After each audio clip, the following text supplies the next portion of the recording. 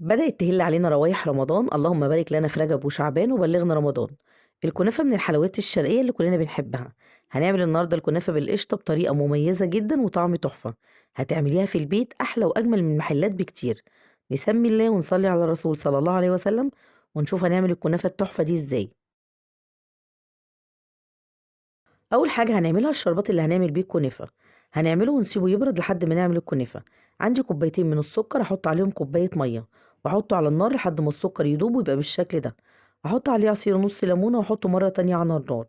يا دوبك يغلي لمدة 4 5 دقايق مش أكتر من كده، وهطفي عليه النار وهركنه على جنب يبرد خالص لحد ما أعمل الكنافة. عندي نص كيلو كنافة مفرزاها من قبل بيوم، وهبتدي أقطع الكنافة قطع صغيرة زي ما انتوا شايفين. هنقطعها قطع صغيرة يعني كده يا جماعة، قد عقلة صباع. مش هننعمها قوي علشان لما تستوي ما تبقاش مشققة ومش متماسكة.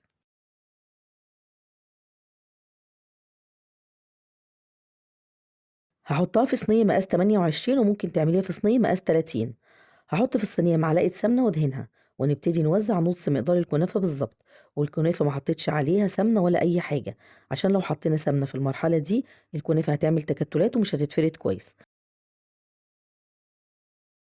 وهاحط كنافة على حواف الصينية عشان لمّا نحط الكريمة ما تطلعش برّه الكنافة وتتحرق لمّا تستوي.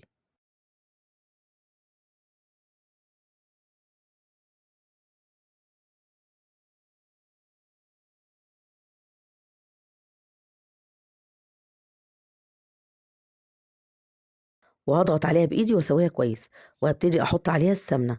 عندي كوباية سمنة 200 جرام.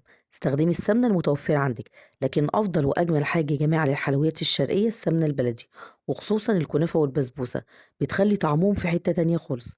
هاوزّع نُص كمية السمنة على الطبقة الأولى من الكنافة، وهابتدي أضغط عليها كويس جدًا بإيدي عشان تبقى متماسكة بعد التسوية.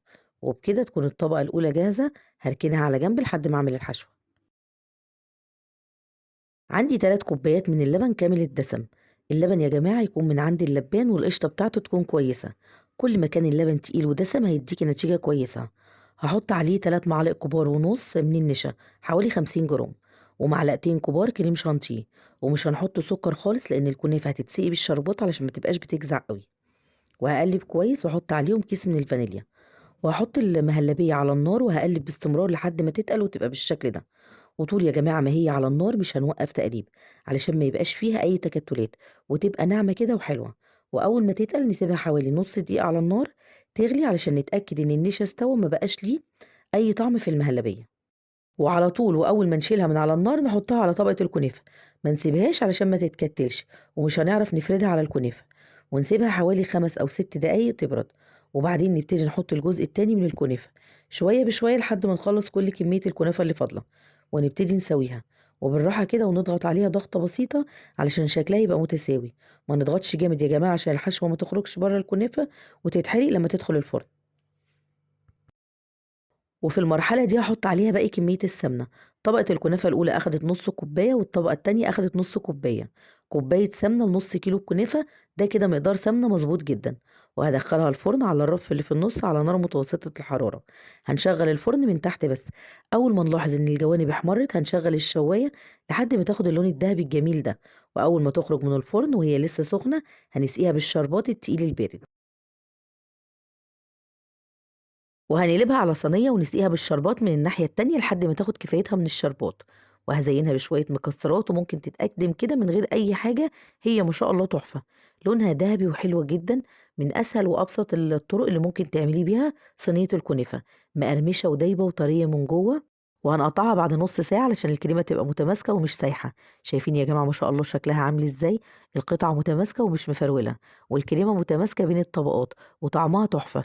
إن شاء الله هتعمليها وتعجبِك وهتعتمديها في وصفات رمضان. اللهم بلغنا رمضان. لو عجبكم بقى فيديو النهارده يا ريت ما تنسوش تعملوا لايك وشير للفيديو. ولو أول مرة تشوفوا قناتي ومش مشتركين تشتركوا وتفعلوا الجرس الصغير علشان يوصل لكم إشعار بكل وصفاتي الجديدة. وما توفيقي إلا من عند الله. دمتم في رعاية الله. سلام عليكم.